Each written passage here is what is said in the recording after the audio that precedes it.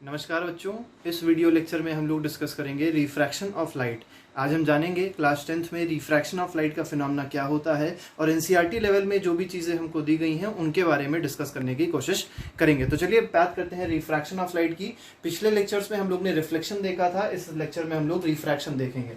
देखिए रिफ्रैक्शन का मतलब क्या होता है, सबसे पहली चीज़ तो ये पता होनी चाहिए, रिफ्रैक्शन का मतलब होता है बेंडिंग ऑफ लाइट। अब देखिए कोई भी लाइट है, देखिए जब भी हमारे पास रिफ्लेक्शन होगा तो हम लोग को एक मीडियम की जरूरत होती है और रिफ्रैक्शन के लिए कम से कम कितने मीडियम चाहिए, दो मीडियम चाहिए। तो मान लेते हैं हमारे पास ये फर्स्ट मीडियम था और नीचे सेकंड मीडियम था और दोनों को सेपरेट कौन कर रहा था, तो इसको कहते हैं इंटरफेस। इंटरफेस एक ऐसी चीज है जो दोनों मीडियम को क्या कर रही है, सेपरेट कर रही है।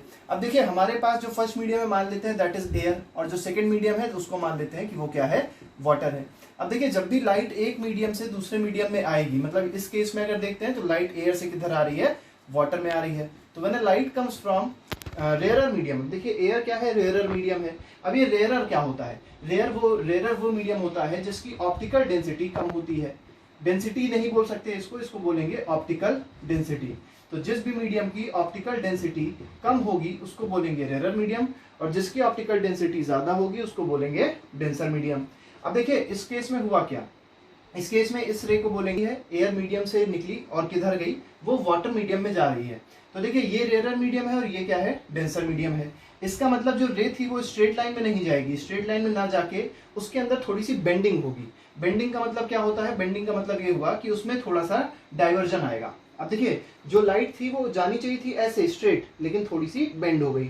तो इस फिनोमेना को क्या कहा जाता है, this phenomena is called refraction of light. अब देखिए कुछ यहाँ पे हमको टर्म्स पढ़ने हैं, जैसे ये एंगल आई हो जाएगा, angle I means angle of incidence हो जाएगा, और ये वाला जो एंगल होगा इसको बोला जाएगा एंगल ऑफ रिफ्रैक्शन। अब देखिए ये वाला एंगल आई है, अब आपसे कहा जाएगा डिफाइन एंगल ऑफ इंसिडेंस, तो आपको समझना है the angle between incident ray and normal is called angle of incidence. इसके बाद अगर आपसे पूछा जाएगा what is angle of refraction, तो it is the angle between refracted ray, ये जो लाइन है दिस इज कॉल्ड रिफ्रैक्टेड रे, और ये क्या है, ये नॉर्मल है, तो एंगल बिटवीन रिफ्रैक्टेड रे and normal is called angle of refraction. तो ये हमारे पास बेसिक्स ऑफ फिनोमेना होता है जो हम लोग को पढ़ना होता है when light travels from rarer medium to denser medium. तो पहली चीज हम लोग ने देखी कि जब लाइट रेयरर मीडियम से डेंसर मीडियम की तरफ जाएगी it will bend towards the normal. लेकिन मान लीजिए केस दूसरा हो रहा होता, मतलब क्या होता, मतलब हमारे पास जो ऊपर वाला मीडियम था मान लेते हैं वो वाटर हो जाता और नीचे जो मीडियम था वो हमारे पास एयर हो जाती। मान लीजिए वाटर मीडियम है और नीचे जो मीडियम है वो क्या है, एयर मीडियम है। अब इस केस में क्या होता है, जैसे मान लीजिए कोई भी लाइट आती, अब डेंसर मीडियम से जा रही है, किधर जा रही है, तो it is going from denser medium to rarer medium.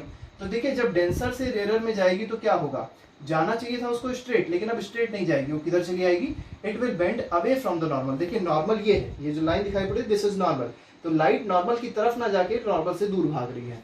अब इसमें क्या है, इसमें ये वाला एंगल ऑफ इंसिडेंस है, और ये जो एंगल दिया है this is angle of refraction. अब देखिए यहाँ पे एक चीज और हमको देखनी है, क्या देखना है, यहाँ पे हमको मिल रहा है that angle of incidence is greater than angle of refraction. I बड़ा है, आर छोटा है।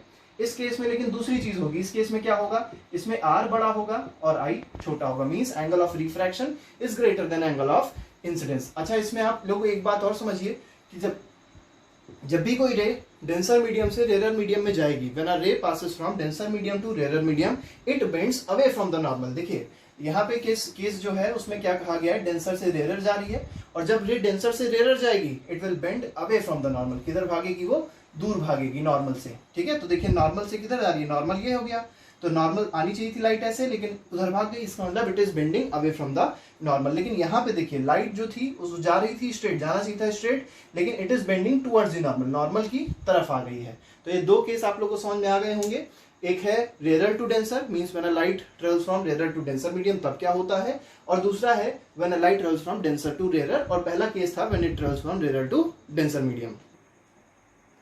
तो आगे जो हमारे पास टॉपिक है वो है स्नेल्स लॉ। स्नेल्स लॉ में हमको ये समझना है, देखिए अभी हमने जब लॉ ऑफ रिफ्लेक्शन पढ़े थे वहां पे हमने लॉज अलग तरीके के पढ़े थे। यहाँ पे क्योंकि रिफ्रैक्शन फिनोमेना हो रहा है तो यहाँ पे जो लॉज होंगे वो भी क्या होंगे, डिफरेंट होंगे। अब देखिए स्नेल्स लॉ क्या कहता है, तो सबसे पहले हमको ये समझना है कि एक हमारे पास फिनोमेना है जिसमें लाइट रेयरर से जा रही है डेंसर की तरफ, और जब लाइट रेयरर से डेंसर की तरफ जा रही है it is bending towards the normal. अब देखिए हमको समझना ये है कि अगर ये वाला एंगल ऑफ इंसिडेंस है और ये जो एंगल है this is angle of refraction, तो स्नेल्स लॉ क्या कहता है, स्नेल्स लॉ कहता है sine of angle of incidence, the ratio of sine of angle of incidence to the sine of angle of refraction. ठीक है, तो sine i upon sine r की वैल्यू क्या होती है, कांस्टेंट होती है। तो ये कहता है स्नेल्स लॉ। स्नेल लॉ क्या कहता है, फिर से मैं बता देता हूं, it states that the ratio of sine of angle of incidence to the sine of angle of refraction is constant. और इस कांस्टेंट को क्या बोला जाता है, इस कांस्टेंट को बोला जाता है रिफ्रैक्टिव इंडेक्स। ठीक है, इस कांस्टेंट को बोला जाएगा रिफ्रैक्टिव इंडेक्स। अब इसके बाद हमको समझना है कि रिफ्रैक्टिव इंडेक्स एक नया टर्म आ गया, तो मैं आपको ये बताऊंगा रिफ्रैक्टिव इंडेक्स क्या होता है। तो देखिए, रिफ्रैक्टिव इंडेक्स एक मीडियम का भी हो सकता है और रिलेटिव भी हो सकता है, मतलब एब्सोल्यूट रिफ्रैक्टिव इंडेक्स होगा और रिलेटिव रिफ्रैक्टिव इंडेक्स होगा। लेकिन उससे पहले हम लोग ये जान लेते हैं कि ये रिफ्रैक्टिव इंडेक्स होता क्या है। तो रिफ्रैक्टिव इंडेक्स होता है, it is also the ratio, ये एक रेशियो है। किसका रेशियो है, जैसे मान लीजिए किसी मीडियम की बात करी गई, जैसे हमारे पास मान लेते हैं कोई मीडियम है जिसको हम लोग ग्लास बोलते हैं। ठीक है, हमारे पास कोई मीडियम था, कौन सा मीडियम था, ग्लास था। तो अगर ग्लास की बात करी जाएगी, जैसे मान लीजिए हमारे पास कोई ग्लास मीडियम है, तो हमारे पास ऊपर जो मीडियम है वो एयर है और जो नीचे मीडियम है वो क्या है, ग्लास है। Means the light is travelling from air to glass. तो जब लाइट एयर से ग्लास में जाएगी तब देखिए होगा क्या। इस फॉर्मूले को कैसे लगाएंगे, पहले तो मैं आपको ये बता देता हूं। तो देखिए, ये 1 है, ये पहला मीडियम था और ये दूसरा मीडियम था। तो आपको करना क्या है, 1 से जाना है 2 में, इसलिए लिखा जाएगा 1 mu 2, 1 mu 2। This is called mu, MEW mu. और म्यू का मतलब क्या होता है, इसी को बोलते हैं रिफ्रैक्टिव इंडेक्स। इसी म्यू को क्या बोला जाता है, this is called refractive index, 1 mu 2। अब 1 म्यू 2 को अगर रेशियो के फॉर्म में लिखना है तब क्या लिखा जाएगा, क्योंकि ये तो रिलेटिव रिफ्रैक्टिव इंडेक्स है, लेकिन इसको रेशियो के फॉर्म में कैसे लिखा जाएगा, तो ये हो जाएगा म्यू 2 अपॉन म्यू 1। जहां म्यू 2 क्या है, mu 2 is the refractive index of glass. ठीक है, mu 2 is the refractive index of glass. इसकी वैल्यू आपको दी होगी, मैं बताता हूं रिफ्रैक्टिव इंडेक्स क्या होता है। तो refractive index of glass is mu 2 and what is mu 1, mu 1 is refractive index of air. और रिफ्रैक्टिव इंडेक्स ऑफ एयर हर केस में क्या ली जाएगी, 1 ली जाएगी। अब समझिए इस चीज को, ये म्यू 2 क्या है, मतलब अगर मान लीजिए ग्लास का रिफ्रैक्टिव इंडेक्स बात करी जा रही है, तो what is refractive index of glass. तो रिफ्रैक्टिव इंडेक्स ऑफ ग्लास क्या होगा, refractive index of glass is the speed of light. देखिए SC जब भी हम लिखेंगे, C का मतलब क्या होता है, C means speed of light. तो speed of light in air, हम लोग अगर लाइट की स्पीड एयर में रखें upon speed of light in glass कर दें, मतलब जिस मीडियम का हमको रिफ्रैक्टिव इंडेक्स चाहिए होता है, उसकी स्पीड जो होगी उस मीडियम में, उसको क्या करते हैं, डिवाइड कर देते हैं किससे, एयर वाले, एयर में जो स्पीड ऑफ लाइट होगी। अगर बात करी जाए एयर में स्पीड ऑफ लाइट क्या होती है, तो होती है 3 × 10⁸ मीटर पर सेकेंड। और अगर ग्लास की बात करी जाए तो ग्लास में जो लाइट की स्पीड होती है वो क्या होती है, तो वो होती है 2 × 10⁸ मीटर पर सेकेंड। दोनों को डिवाइड कर दिया तो जो रिफ्रैक्टिव इंडेक्स ग्लास का आएगा वो कितना आ जाएगा, 1.5। इस तरीके से हम लोग किसी भी मीडियम का रिफ्रैक्टिव इंडेक्स आसानी से निकाल सकते हैं। मैं आपको फिर बता देता हूं, एब्सोल्यूट रिफ्रैक्टिव इंडेक्स है ये। एब्सोल्यूट रिफ्रैक्टिव इंडेक्स का मतलब क्या हुआ, इसका मतलब हुआ the speed of light in air to the speed of light in that medium. जिस मीडियम की हमको रिफ्रैक्टिव इंडेक्स चाहिए उस मीडियम को हम लोग डिनोमिनेटर में रखेंगे, मतलब उस मीडियम की जो स्पीड होगी लाइट की जो स्पीड होगी उस मीडियम में, उसको डिनोमिनेटर में रखते हैं। और जो लाइट की स्पीड एयर में होती है उसको किधर रखते हैं, न्यूमरेटर में रखते हैं। तो जो हमको क्वांटिटी मिलती है that is called absolute refractive index. यहाँ पे जो बात हमने करी, हमने एक बात और करी थी आपसे, रिलेटिव रिफ्रैक्टिव इंडेक्स की बात करी थी। एक और बात कर देते हैं, रिलेटिव रिफ्रैक्टिव इंडेक्स पे एक और क्वेश्चन देख लेते हैं, फिर आगे बढ़ते हैं। तो देखिए, रिलेटिव रिफ्रैक्टिव इंडेक्स में अभी हमारे पास ये क्वेश्चन हुआ, एक और क्वेश्चन देख लेते हैं और देखते हैं उस क्वेश्चन को कैसे किया जाएगा। जैसे मान लीजिए आपसे कहा जाए कि नीचे ऑयल है और ऊपर क्या है, वाटर है। ठीक है, नीचे ऑयल हो गया और ऊपर क्या हो गया, वाटर हो गया। अब लाइट मान लीजिए वाटर से निकली और किधर आई, ऑयल की तरफ आ रही है। ठीक है, और ये जो हमारा ये जो हमारे पास नॉर्मल है, अब देखिए ये होगा डेंसर मीडियम और ये क्या होगा, this will be rare medium. अब डेंसर से रेयर जा रही है, इसका मतलब it will bend away from the normal. किधर जाएगी, ये अवे चली गई। अब ये वाला एंगल जो है, ये इंसिडेंट रे थी, इंसिडेंट रे और नॉर्मल के बीच का एंगल क्या हो जाएगा, एंगल ऑफ इंसिडेंस हो जाएगा। और ये वाला एंगल क्या हो जाएगा, this will B angle of refraction. अब देखिए आपको समझना क्या है, आपको समझना है कि साइन आई, ठीक है, sine i upon sine r जो होगा उसको रिफ्रैक्टिव इंडेक्स के टर्म्स में कैसे लिखेंगे। तो जैसे मान लीजिए ये W है, this is W represents water and this is oil, O represents oil. तो हम लोग इसको लिखेंगे, देखिए लाइट किधर से आई, W से आई, तो W mu oil, this will be the final case. तो हम लोग इस तरीके से रिफ्रैक्टिव इंडेक्स के फॉर्मूले को लिख सकते हैं, that is W mu O। W represents water, O represents oil, means the light is travelling from water to oil. तो इसका जो हमारे पास रेशियो होगा तो that will be equal to sine i upon sine r.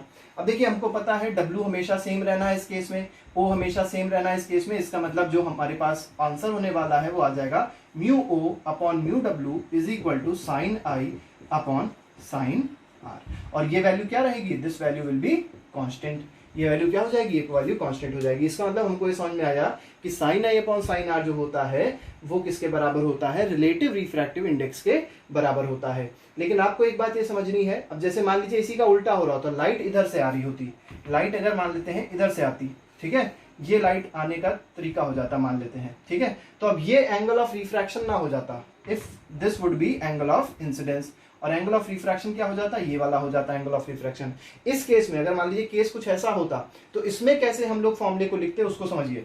तो इसमें हो जाता sine i upon sine r is equal to, अब देखिए लाइट किधर से जा रही है, O से जा रही है W में, तो इसको लिखते हैं O म्यू W, और O म्यू W को क्या लिखा जाता है, O म्यू W को लिखा जाता है mu W upon mu O। This is equal to sine i upon sine r. तो हमारे पास ये फॉर्मूला हो गया sine i upon sine r का फॉर्मूला। अब मैं आपको एक फॉर्मूला बहुत इंपॉर्टेंट बताऊंगा जिसमें रिलेशन बताना होता है रिफ्रैक्टिव इंडेक्स का, वेलोसिटी का, फ्रीक्वेंसी का, वेवलेंथ का रिलेशन क्या होता है। तो उससे पहले आप लोग एक बात ये याद रखिएगा, जब भी लाइट एक मीडियम से दूसरे मीडियम में जाती है तो हर एक प्रॉपर्टी उसकी चेंज हो सकती है, लेकिन सिर्फ फ्रीक्वेंसी ऐसी चीज होगी जो कभी चेंज नहीं होती है। मतलब लाइट की जो फ्रीक्वेंसी यहाँ पे रहेगी वही लाइट की फ्रीक्वेंसी दूसरे मीडियम में भी रहेगी। जो प्रॉपर्टीज चेंज होती है वो क्या होती है, वो होती है हमारे पास जैसे वेलोसिटी चेंज होगी और वेवलेंथ चेंज होगी जब लाइट एक मीडियम से दूसरे मीडियम में ट्रेवल करेगी। अब देखिए मैं आपको एक रिलेशन बताता हूं, उसमें बताता हूं कैसे लाइट की फ्रीक्वेंसी, कैसे लाइट की वेवलेंथ और कैसे लाइट की जो वेलोसिटी थी वो चेंज होती है विद चेंज इन मीडियम। तो इसके बाद हम लोग डिस्कस करेंगे relation between refractive index, wavelength and velocity. तो देखिए अभी हम लोग ने पढ़ा था कि रिफ्रैक्शन क्या होता है, उसके कुछ इंपॉर्टेंट फिनोमेना पढ़े थे, उसके कुछ इंपॉर्टेंट रूल्स पढ़े थे, स्नेल्स लॉ पढ़ा था। इसके बाद देखिए हमारे पास ये आता है कि रिफ्रैक्टिव इंडेक्स में, वेलोसिटी में और वेवलेंथ में रिलेशन क्या होता है। तो देखिए इसमें आपको पहले समझना है कि हमने केस क्या लिया है। तो हमने केस लिया है कि हमारा पहला मीडियम 1 है और दूसरा मीडियम 2 है, और ये मान लिया है कि कोई भी लाइट जो है that is travelling medium to second medium. जब लाइट फर्स्ट मीडियम से सेकंड मीडियम में आ रही होगी तो उसमें क्या चेंज हो रहा होगा, वेलोसिटी चेंज हो रही होगी, और उसी वेलोसिटी चेंज की वजह से क्या होता है, रिफ्रैक्शन का पूरा फिनोमेना होता है। तो देखिए फर्स्ट मीडियम से सेकंड मीडियम तक हमारे पास लाइट गई। अब देखिए इसमें हुआ क्या, 1 म्यू 2, हम लोग ने यहाँ पे 1 म्यू 2 क्यों लिखा, because the light is travelling from first medium to second medium. और 1 म्यू 2 का मतलब क्या हो गया, 1 म्यू 2 का मतलब हुआ म्यू 2 अपॉन म्यू 1। आपको याद रखना है कि जैसे 1 म्यू 2 लिखा हो तो इसका मतलब क्या होता है, इसका मतलब होता है म्यू 2 अपॉन म्यू 1। अगर मान लीजिए उल्टा होता, ये 2 होता ये 1 होता, तो लाइट सेकंड से फर्स्ट आ रही होती, तो इसको लिखते 2 म्यू 1, और 2 म्यू 1 किसके बराबर आता है, म्यू 1 अपॉन म्यू 2 के बराबर हुआ था। लेकिन फिलहाल हमारे पास ये जो केस है इसमें बोला गया है the light is travelling from first medium to second medium. अब फर्स्ट से सेकंड में जाएगी तो इसको बोलेंगे म्यू 2 अपॉन म्यू 1। अब म्यू 2 अपॉन म्यू 1 किसके बराबर हो जाएगा, म्यू 2। अब देखिए हमको एक चीज ये समझनी है कि जो रिफ्रैक्टिव इंडेक्स होती है that is inversely proportional to velocity. मतलब क्या हुआ, मतलब ये हुआ जहां पे रिफ्रैक्टिव इंडेक्स ज्यादा होगी वहां पे वेलोसिटी क्या हो जाएगी, कम हो जाएगी। मतलब हमने अगर रिफ्रैक्टिव इंडेक्स किसी मीडियम का बढ़ाया तो वेलोसिटी क्या हो जाएगी, उस मीडियम में लाइट की कम हो जाएगी। इसका मतलब ये हुआ refractive index is inversely proportional to velocity, या ये कह सकते हैं velocity is inversely proportional to refractive index of a medium. अब यहाँ पे देखिए जो हमारे पास, क्योंकि ये रिलेशन था तो हमारे पास अगर 2 ऊपर है तो यहाँ पे V2 नीचे होगा। तो देखिए म्यू 2 यहाँ पे आया, V1 यहाँ पे आया। अब देखिए ये हम थोड़ा सा गलत कर दिया, इसको सही कर देते हैं, ये म्यू 2 यहाँ नहीं होना चाहिए। देखिए म्यू 2 अपॉन म्यू 1 अगर लिखा जाए तो इस रिलेशन के हिसाब से, क्योंकि इनवर्सली प्रोपोर्शनल है, उसके हिसाब से क्या हो जाएगा, V2 नीचे आएगा, और म्यू 1 अगर नीचे है तो वो V1 ऊपर की ओर पहुंचेगा, तभी तो वो इनवर्सली प्रोपोर्शनल वाला रिलेशन सेटिस्फाई करेगा। इसके बाद आगे बढ़ते हैं। तो देखिए हमको पता है F is equal to V by lambda, हमको एक फॉर्मूला पता है F is equal to V by lambda. अब क्योंकि फ्रीक्वेंसी सेम रह रही थी तो हम ये बोलेंगे, इसको अगर ऊपर भेज दें तो क्या मिलेगा, velocity is directly proportional to lambda. हमको मिल जाएगा velocity directly proportional to lambda, मतलब जैसे जैसे वेलोसिटी बढ़ेगी वेवलेंथ भी क्या हो जाएगी, इंक्रीज हो जाएगी। तो जैसे यहाँ पे V1 लिखा जाएगा तो यहाँ क्या आ जाएगा, लैम्डा 1 आ जाएगा। तो यहाँ पे हम लोग लिख सकते हैं लैम्डा 1 अपॉन लैम्डा 2। तो हमारे पास ये रिलेशन हो गया। रिलेशन में कहा गया 1 mu 2 is equal to mu 2 upon mu 1 is equal to V1 upon V2 is equal to lambda 1 upon lambda 2। अब आपको कोई भी 2 चीजें दी होंगी, आप कोई भी तीसरी चीज आसानी से निकाल सकते हैं। तो ये हमारा पूरा कॉन्सेप्ट था related to refraction of light. तो अब कोई भी आपसे क्वेश्चन पूछा जाएगा रिफ्रैक्शन ऑफ लाइट का, उसको हम लोग आसानी से सॉल्व कर सकते हैं। इसके बाद जो अगला टॉपिक है वो हमारे पास है लेंस। तो बेटा अब जो हम लोग पढ़ने जा रहे हैं वो है लेंस। ठीक है, लेंस में सबसे पहले हमको ये समझना है कि there are two types of lens. पहले को बोलेंगे कॉन्केव लेंस और दूसरा जो हमारे पास होता है that is called convex lens. Diagrams थोड़े से खराब बनेंगे लेकिन एक्सप्लेनेशन जो होगा वो बिल्कुल सही होगा, बिल्कुल परफेक्ट होगा। देखिए कॉन्केव लेंस की बात करते हैं। कॉन्केव लेंस में हमको पहले ये समझना है कि कॉन्केव लेंस बना कैसे। इसमें हम लोग देखते हैं तो 2 बार एफ आता है, 2 बार आर आता है, मतलब 2 बार 2 एफ्स आते हैं, 2 फोकसेस आते हैं। तो ऐसे ऐसे चीजें होती हैं। क्यों 2 बार ये सब चीजें आ रही हैं? क्योंकि जब आप कॉन्वेक्स लेंस देखेंगे, जैसे मान लीजिए कॉन्वेक्स लेंस देख रहे हैं तो ये हमारे पास 2 सर्कल से बन रहा है।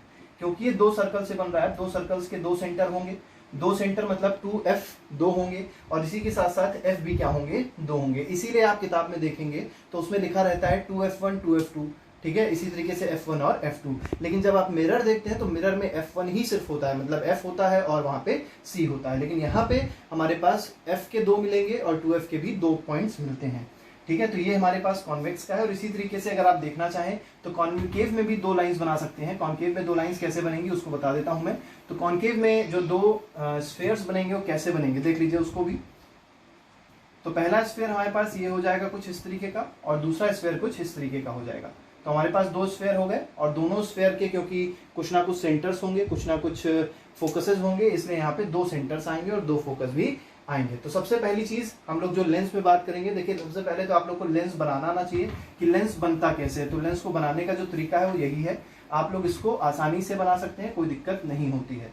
ठीक है, इसके बाद जो हम लोग बात करेंगे वो बात करेंगे टर्मिनोलॉजीज की। देखिए इसमें क्या क्या टर्म्स होते हैं लेंस से रिलेटेड, उसको एक बार जल्दी से डिस्कस कर लेते हैं। What are the terms that are related to concave and convex lens. तो देखिए जैसे हमारे पास एक कॉन्वेक्स लेंस है, कॉन्वेक्स लेंस में जो टर्म्स आएंगे वो क्या क्या आएंगे जल्दी से मैं बता देता हूं। तो जो सेंटर पे आएगा, जो कॉन्वेक्स लेंस का जो सेंटर होगा that is called optical centre. तो अगर आपसे पूछा जाए व्हाट इज ऑप्टिकल सेंटर तो आप कहेंगे the centre of lens is called optical centre. इसके बाद यहाँ पे फोकस आएगा, इसको F1 बोला जाएगा और इसके आगे 2F1 आएगा। इसको 2F1 इसलिए बोलते हैं क्योंकि ये जो डिस्टेंस होती है ये इसकी आधी होती है। मतलब अगर मान लेते हैं ये डिस्टेंस 2F है, ठीक है, तो ये डिस्टेंस क्या हो जाएगी? ये डिस्टेंस हो जाएगी F। ठीक, और इसको एक तरीके से सेंटर ऑफ कर्वेचर भी समझा सकता है। इसके बाद यहाँ पे और आगे बढ़ते हैं तो यहाँ पे हमको मिलेगा F2 और इस साइड क्या मिल जाएगा? इस साइड मिल जाएगा 2F2। ये हमारे पास कुछ टर्म्स हैं। अब देखिए हमको इसके बाद क्या पढ़ना है, टर्मिनोलॉजीज में इसमें बहुत ज्यादा नहीं पढ़ना होता। वही जैसे वहां पे टर्मिनोलॉजीज होती थी कि फोकस क्या होता है, ठीक है, if a ray of light is parallel to principal axis then after refraction. अब देखिए कोई भी रे ऑफ लाइट है, if a ray of light is parallel to principal axis then after refraction. Refraction के बाद क्या होगा? रिफ्रैक्शन के बाद it passes through a point known as focus. तो फोकस की डेफिनेशन हो गई। अब मान लीजिए इसी का अपोजिट हो रहा होता। अपोजिट का मतलब कोई भी लाइट, अगर if a beam of light passes through focus then after refraction it will be parallel to principal axis। ये भी बिल्कुल सेम वही केस है। एक और रूल होता है, तीसरे रूल में क्या कहा जाएगा? तीसरा रूल कहता है, यहाँ पे मिटा देते हैं इसको थोड़ा सा। तीसरे रूल में क्या कहा जाता है वो बताते हैं आपको। तो देखिए तीसरे रूल में बोला जाता है कोई भी रे अगर ऑप्टिकल सेंटर से पास हो रही है तो वो बिना किसी डेविएशन के पास हो जाएगी, means it will not be deviated from its path. तो हमारे पास 2 रूल हैं जो हम लोग को मेनली पढ़ने हैं लेंस के केस में। पहला rule, if an incident ray is parallel to principal axis then after refraction it passes through focus. And the second rule is if any ray is passing through optical center then it will not be refracted from its path, means it will maintain its path, it will not change its direction, it will not change its position। ठीक है, तो ये अपने path में directly move करती रहेगी। ये हमारा दूसरा रूल है जो हम लोग को पढ़ना होता है कॉन्वेक्स लेंस में। और इसी तरीके से हम लोग पढ़ेंगे दूसरा 2 रूल्स किसमें? कॉन्केव लेंस में। उससे पहले मैं आपको बता देता हूं कि कॉन्केव लेंस और कॉन्वेक्स लेंस का नेचर कैसा होता है। तो नेचर बताने के लिए सबसे पहले तो आपको याद रखना होगा कि डायग्राम से नेचर बताया जाता है। ऐसे ही नेचर नहीं बता सकते कि कॉन्केव को हम बोल दें डाइवर्जिंग है और कॉन्वेक्स को बोल दें वो कन्वर्जिंग है। तो देखिए कैसे इसको बताया जाएगा। जैसे मान लीजिए ये कॉन्वेक्स लेंस है। कॉन्वेक्स लेंस में क्या होता है, अगर मान लीजिए हमने 2 रेज ली, they are parallel to each other, तो क्या होगा? रिफ्रैक्शन के बाद ये दोनों रेज एक पॉइंट से मीट करती हुई दिखाई पड़ती हैं। ठीक है, means they passes through a point known as focus. अब देखिए लाइट आ रही है और कन्वर्ज हो रही है, इसीलिए कॉन्वेक्स लेंस को क्या बोला जाएगा? This is convex. Convex lens का नेचर क्या हो जाएगा? तो इसका नेचर हो जाएगा कन्वर्जिंग, क्योंकि ये लाइट को क्या कर रहा है? ये लाइट को कन्वर्ज कर रहा है। तो जो लेंस लाइट को कन्वर्ज करता है वो कौन सा लेंस है? That is convex lens. लेकिन अगर कॉन्केव लेंस की बात करेंगे तो कॉन्केव लेंस में समझिए क्या होगा। कॉन्केव लेंस में अपोजिट केस होगा। क्या केस होगा? कॉन्केव लेंस में अपोजिट केस ये होगा कि लाइट कन्वर्ज नहीं होगी, लाइट क्या हो जाएगी? डाइवर्ज हो जाएगी। देखिए कैसे। तो इस केस में थोड़ा सा डिफरेंस होता है। देखिए क्या डिफरेंस है। ये हमारे पास ऑप्टिकल सेंटर हो जाएगा, ये F1 हो जाएगा। देखिए F1 और F2 में बहुत ज्यादा कंफ्यूज मत होइएगा, किसी भी तरफ F1 लिख सकते हैं, किसी भी तरफ F2 लिख सकते हैं। मींस F1 अगर उधर है तो F1 इधर भी हो सकता है, लेकिन अगर इधर F2 है तो आगे इसके क्या होगा, 2F2 होगा। इधर F1 है तो इसके आगे क्या हो जाएगा, 2F1 हो जाएगा। ठीक है, अब देखिए इसमें समझना क्या है। तो हमारे पास जो पहला रूल है वो ये कहता है if an incident ray is parallel to principal axis then after refraction, refraction के बाद क्या हो जाता है, ये डाइवर्ज होती है। देखिए डाइवर्ज हो रही है, इसको हम यहाँ से मिटा दें, ये डाइवर्ज होगी। अब डाइवर्ज होने के बाद देखिए क्या होगा, ये कुछ ऐसे निकलेगी। लेकिन अगर इसको पीछे लेके जाएंगे, मतलब इसको अगर इंटरपोलेट करते हैं तो ये कहाँ से मीट करती दिखाई पड़ती है, it appears to meet through F2। ये कहाँ से दिखाई पड़ रही है, ये पास होती हुई दिखाई पड़ रही है फोकस से। तो ये हमारा पहला रूल हो गया, किसमें, कॉन्केव मिरर के केस में। अच्छा अगर मान लेते हैं इसी में एक और लाइट लेते, एक और बीम ऑफ लाइट लेते और उसको यहाँ से पास करते, पैरेलल टू प्रिंसिपल एक्सिस लेके जा रहे हैं, तो वो भी किधर जाती, तो वो भी हमारे पास जो लाइट निकलती है वो कुछ इस तरीके से जा रही होती। अब देखिए दोनों केस में हमको क्या पता चल रहा है कि अगर पैरेलल बीम ऑफ लाइट आ रही है तो वो डाइवर्ज कर रही है। देखिए स्पेस बढ़ रही है ना, तो मतलब डाइवर्जेंस हो रहा है यहाँ पे, और क्योंकि डाइवर्ज कर रही है तो इसलिए इसको क्या बोला जाएगा, इसको बोला जाएगा डाइवर्जिंग लेंस। तो this lens would be called as diverging lens. कौन सा लेंस, तो कॉन्केव लेंस जो होगा that will be called as diverging lens. तो आपको समझ में आ गया होगा इसको डाइवर्जिंग क्यों बोलते हैं। इसमें भी एक और रूल है जो आप लोग को याद रखना है कि अगर कोई भी रे ऑप्टिकल सेंटर से पास की जाती है, तो ऑप्टिकल सेंटर से पास होती है तो बिना किसी डेविएशन के वो पास करती रहती है। तो ये हमारे पास दो रूल्स हैं रिलेटेड टू कॉन्केव लेंस। इसके बाद हम लोग जो बात करेंगे वो बात करेंगे रे डायग्राम्स की। तो अब मैं आपको बताता हूँ रे डायग्राम्स कैसे बनते हैं इसके। तो बेटा अब हम लोग डिस्कस करेंगे रे डायग्राम्स कॉन्वेक्स लेंस के। आप लोग देख सकते हैं मैंने 4 रे डायग्राम्स अभी फिलहाल बनाए हैं, अभी आगे 2 और रे डायग्राम्स बताऊंगा, लेकिन अभी फिलहाल आप ये देखिए कि ये रे डायग्राम्स कैसे बनाए जाते हैं। तो अभी हमने रूल्स की बात करी थी, रूल्स में कहा था कि सिर्फ आपको 2 रूल्स याद रखने हैं और 2 रूल से हम सभी रे डायग्राम्स बना सकते हैं। तो देखिए पहला रूल, पहला रे डायग्राम जो हमारे पास है वो किसका है कि ऑब्जेक्ट एट इन्फिनिटी, ऑब्जेक्ट कहाँ रखा हुआ है, इन्फिनिटी पे रखा हुआ है। जब भी ऑब्जेक्ट इन्फिनिटी पे रखा होता है तो आपको याद रखना है कि जो रेज आती हैं वो कैसे आती हैं, they comes parallel to each other. देखिए ये दोनों रेज कैसे आ रही है, आपस में पैरेलल आ रही है। अब ये इंसिडेंट रे जो है this is also parallel to principal axis, क्योंकि ये incident ray parallel to principal axis है तो रिफ्रैक्शन के बाद क्या होगा, it will pass through a point known as focus. इसी तरीके से हमने दूसरी रे भी ले ली, and this ray is also parallel to principal axis. ये इसके साथ तो पैरेलल है और साथ ही साथ ये प्रिंसिपल एक्सिस के साथ भी पैरेलल है। अब देखिए इसमें भी रिफ्रैक्शन हुआ, रिफ्रैक्शन होने के बाद लाइट किधर से पास हो रही है, light is passing through F1। अब देखिए हमको ये समझना होता है कि ये इंसिडेंट रे 1 है and this is incident ray 2। अब ये रिफ्रैक्टेड रे 1 है एंड दिस इज रिफ्रैक्टेड रे 2। जहां पे दोनों रिफ्रैक्टेड रेज मीट करेंगी वहीं पे हमारी इमेज बनती है। और देखिए कहाँ मीट कर रही है दोनों refracted rays, they are meeting at F1। तो हमारी जो इमेज बन रही है वो कहाँ बन रही है, F1 पे बन रही है। इसके बाद आपको याद रखना है कि इसकी प्रॉपर्टीज क्या होंगी, तो मैं आपको प्रॉपर्टीज बोल देता हूँ। तो सबसे पहली प्रॉपर्टी हो गई that the image is formed at F1। Second property की बात करी जाएगी तो देखिए कोई डॉटेड लाइन नहीं है, इसका मतलब रियल इमेज फॉर्म हो रही है, मतलब रियल इंटरसेक्शन हो रहा है रिफ्रैक्टेड रेज का, therefore real image is form. तो रियल है, इन्वर्टेड है, ये भी आपको समझना है। और साथ ही साथ आपको दिखाई पड़ रहा होगा एक पॉइंट बन रहा है, सिर्फ पॉइंट इमेज बन रही है। और पॉइंट इमेज जब भी बनती है तो मैं आपको पहले भी बता चुका हूं, मिरर के केस में बताया था कि पॉइंट इमेज जब भी बनेगी तो उसको बोला जाएगा हाईली डिमिनिश्ड। तो ये केस किसका हो जाएगा, हाईली डिमिनिश्ड इमेज का केस हो जाएगा। नेक्स्ट हमारे पास जो डायग्राम है इसको मिटा देते हैं। ये हमारे पास ऑब्जेक्ट एट इंफिनिटी का डायग्राम हो गया। इसके बाद जो अगला डायग्राम है देखिए उसमें क्या कहा गया है, उसमें कहा गया है कि ऑब्जेक्ट जो है that is kept at F2।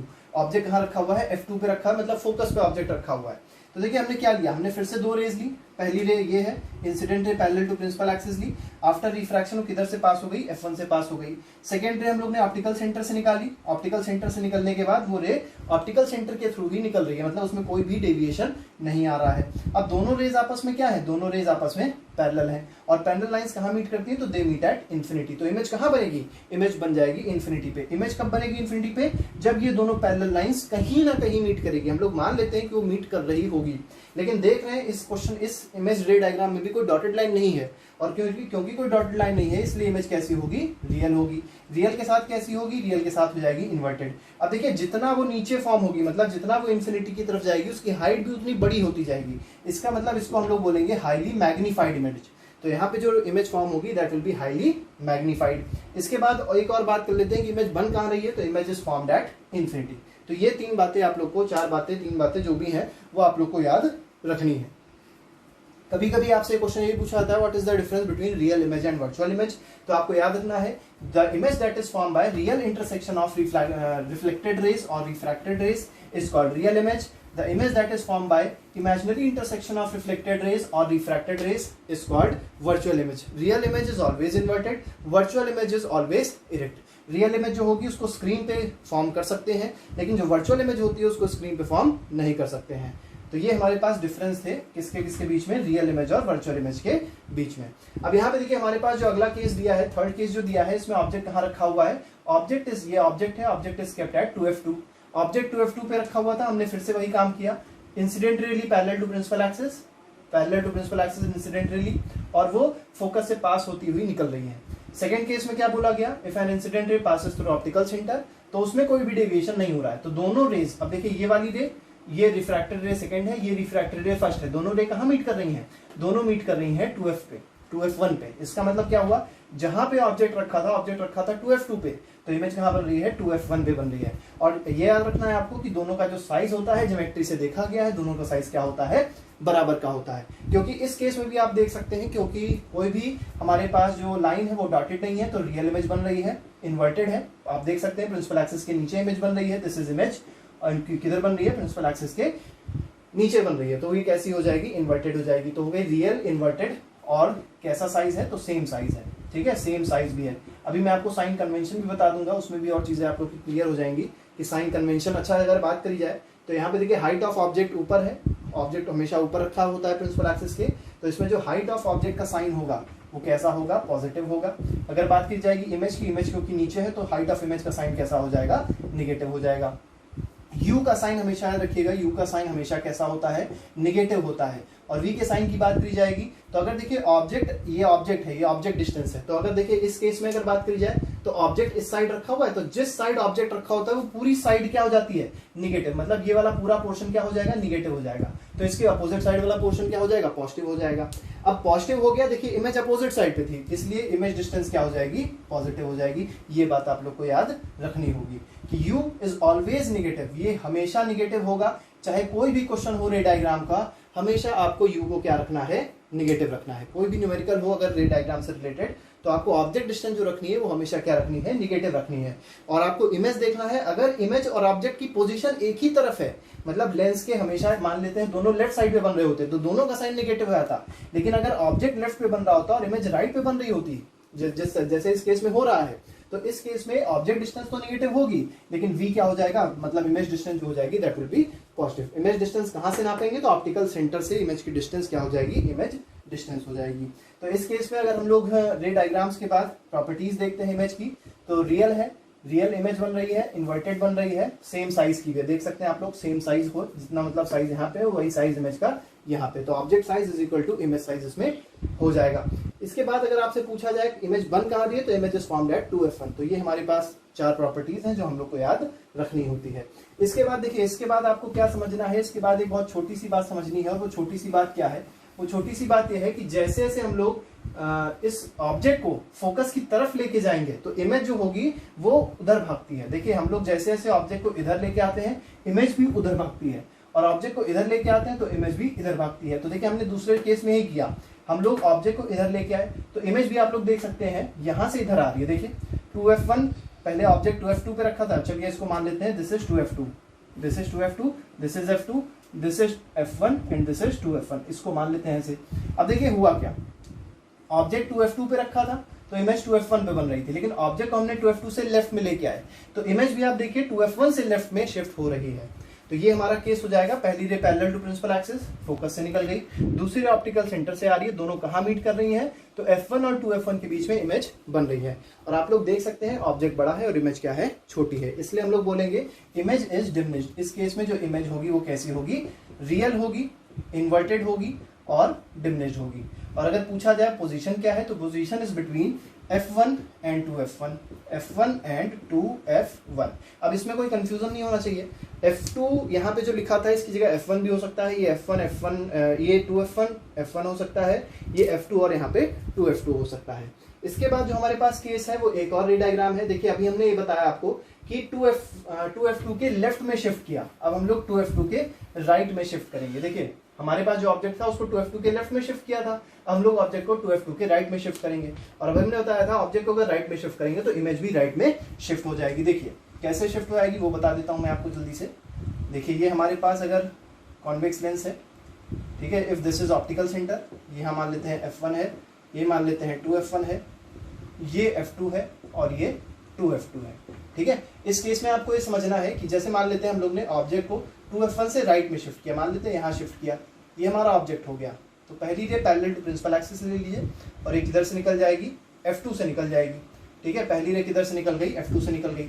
और दूसरी रे जब आप देखेंगे तो ये ऑप्टिकल सेंटर से होकर निकलेगी और इमेज कहाँ बनेगी, यहाँ कहीं बन रही है इमेज। तो इमेज हमारी जो बन रही है वो 2F2 के आगे बन रही है। इस चीज को आपको समझना है कि इमेज कहाँ बन रही है, image is formed beyond 2F2।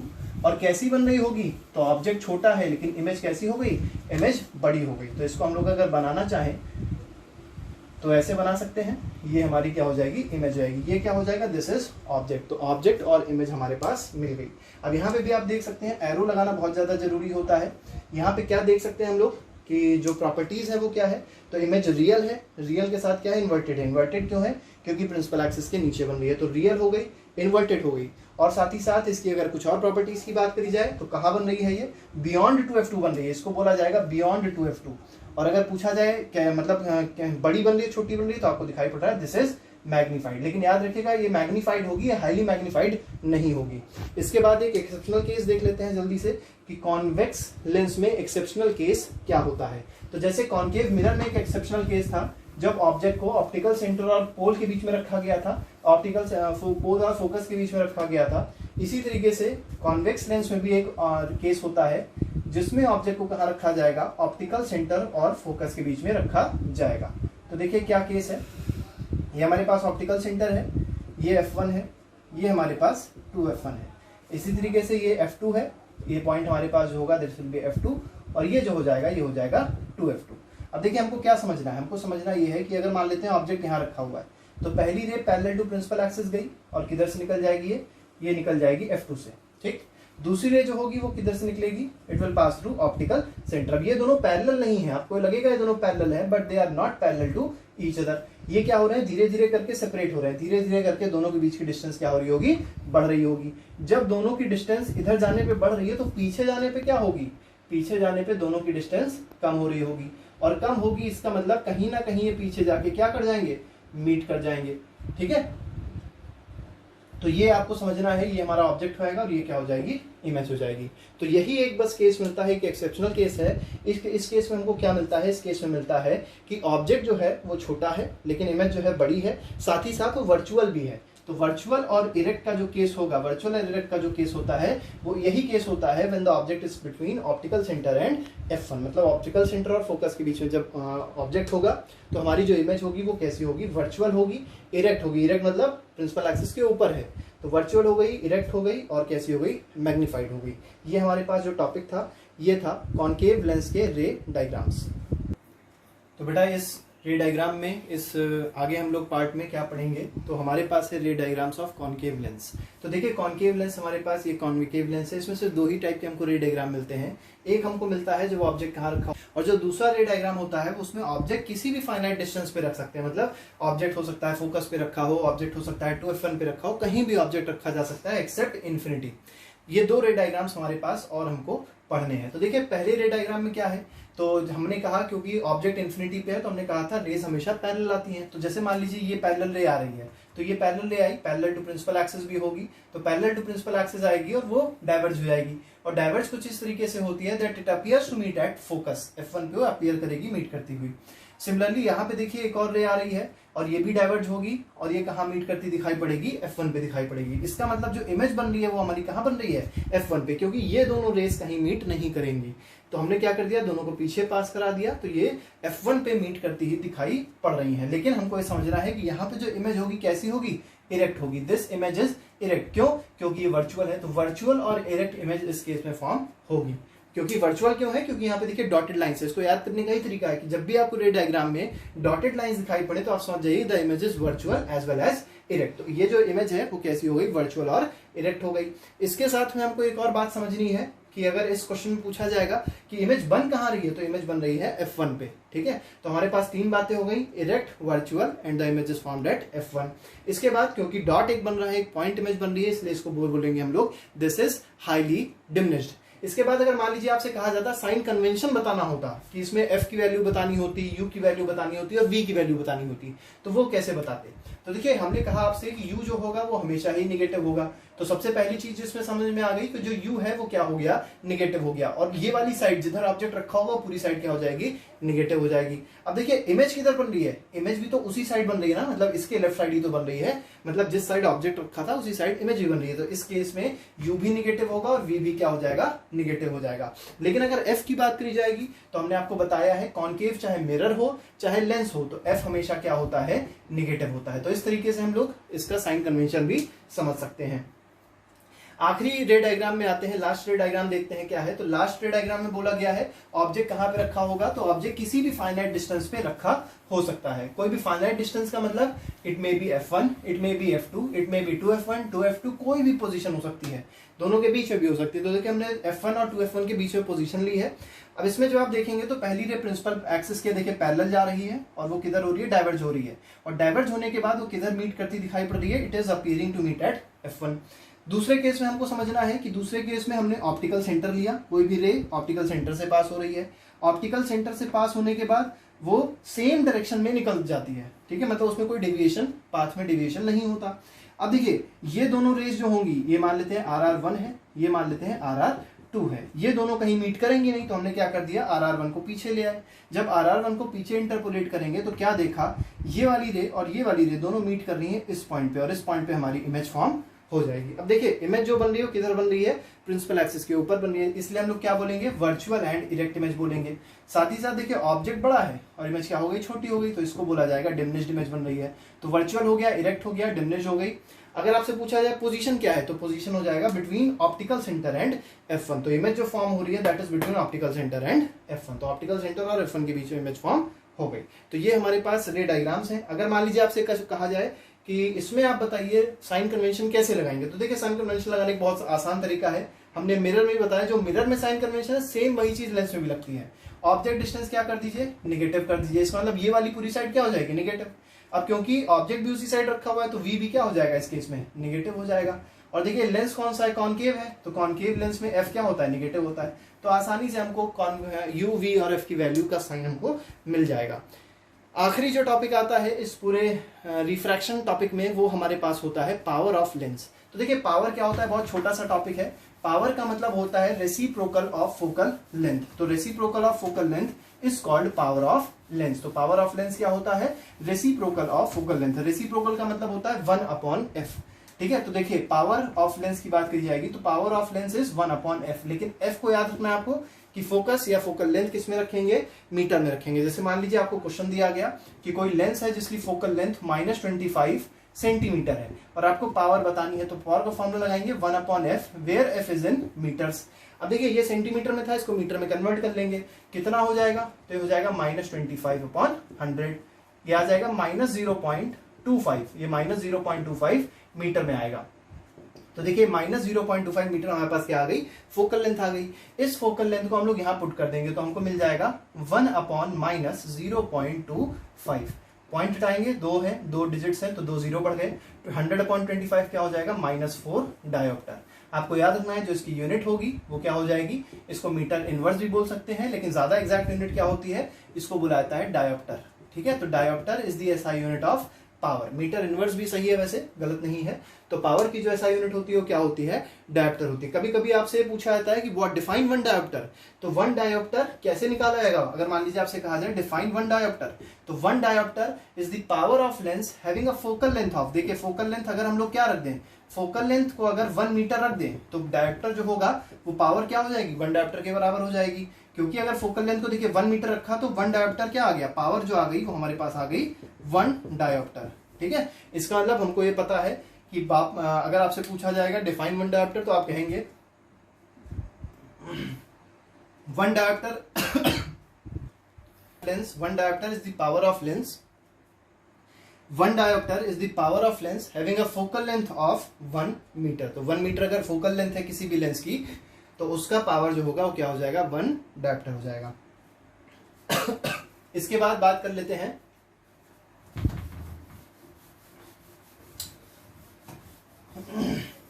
इसके बाद हम लोग बात करेंगे अब कॉम्बिनेशन ऑफ लेंसेज की। मान लीजिए हमारे पास दो लेंस हैं और दो लेंस को क्या कर दिया गया, कंबाइन कर दिया गया, बिल्कुल अगल बगल रख दिए जाते हैं, चिपका के मान लीजिए रख दिए गए, और आपको बताना है कॉम्बिनेशन ऑफ पावर क्या होगा। तो P नेट जो होगा that will be equal to P1 plus P2 plus P3 dot dot dot. मतलब आपको क्या करना है, इसका पावर निकालना है, इसका पावर निकालना है। तो जो कंबाइंड लेंस का पावर होगा वो क्या हो जाता है, some of powers of both the lenses, या जितने भी लेंसेज होंगे उनका क्या हो जाएगा, सम हो जाएगा।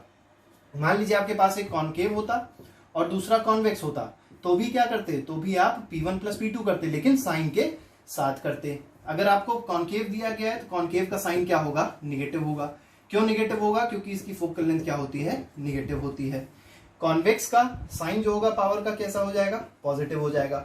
और क्योंकि पॉजिटिव है, क्यों पॉजिटिव है, क्योंकि इसकी फोकल लेंथ भी क्या होती है, पॉजिटिव होती है। ठीक है, तो इस तरीके से हम लोग फिर आसानी से पावर ऑफ लेंस निकाल सकते हैं। तो आज के लिए फिलहाल हम लोग इतना ही रखेंगे, इतना ही सिर्फ रिफ्रैक्शन ऑफ लाइट चैप्टर में है। अगले टर्न पे हम लोग एनसीईआरटी के सारे न्यूमेरिकल्स को डिस्कस करेंगे। तो आज के लिए फिलहाल इतना ही। Thank you very much, goodbye, जय हिंद।